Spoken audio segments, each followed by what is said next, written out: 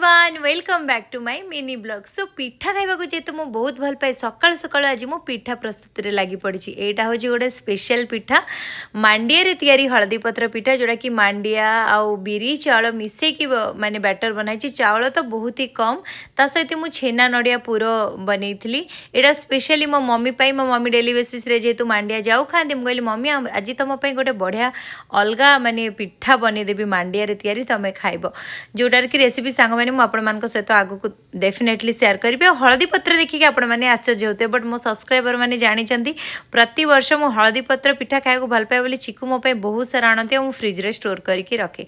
तो आयान खाइला दहीबरा आलुदम आम पिठा खाई सारा भौणी जेहेतु सान भौणी आसी से तार रेस्टोरेंट स्टाइल जहाँ भी जिनस बनाई जेहेतु आपण मानक कही से जोधपुर ताज उमेद भवन पैलेस रे अच्छी एज ए कॉन्टिनेंटल सेफ।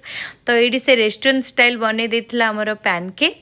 ये आम दिज पैनकेक एंजॉय करूँ माँ पुओर आमर फेवरेट। घर को आसचु सांग मैंने माने कैलोरी तो किसी भी काउंट हो पारुनी 2-3 मासर जिम ही माने पूरा बेकार।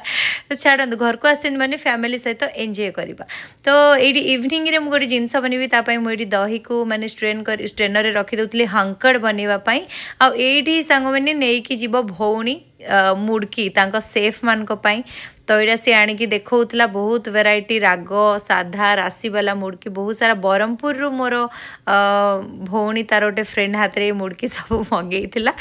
सो तापरे मम्मी ये आखु लगे बारी रे बहुत सारा आखु से लगाए बहुत सारा परिवा कलरा साग भेंडी आम आरएसपी क्वार्टर गुड़ाक ना एमती आग को बहुत स्पेस दे थाए पछरे भी थाए तो गछ लगे पारे। तो मो मम्मी तार भरपूर यूटिलाइज करे। सकाळे सांग मैंने एक्चुअली मो हंकड़ बनी थी। इवनिंग रे हमर प्लानिंग थिला तंदूरी चिकेन बनिया पे जोड़ा कि घरे हमर गोटे छोट ग्रिलर टे अच्छी आम जेबे भी एकाठी हो एथरे किछि ना किछि बनाऊ सेमती हमर प्लानिंग थिला तंदूरी चिकेन बनिया पे। मु सकाळु ही मैरिनेट कर रखी पाखापाखि 7-8 घंटा। तो आम आरंभ करूँ इवनिंग रे बनइबा यहाँ सरू सरू राति 11:30 होगा जेहेतु छोट ग्रिलरटा ना चिकेन टाक टिके कुक हाँपाई टाइम लगे। ता सहित ये मिंट आउ कोरिएंडर दही पकईकी ग्रीन चिली पकई बढ़िया गोटे चटनी बनी देथिला सान भौणी। प्रथम मुझे चिकन को टेस्ट करेली। वीडियो भल लगी प्लीज सब्सक्राइब।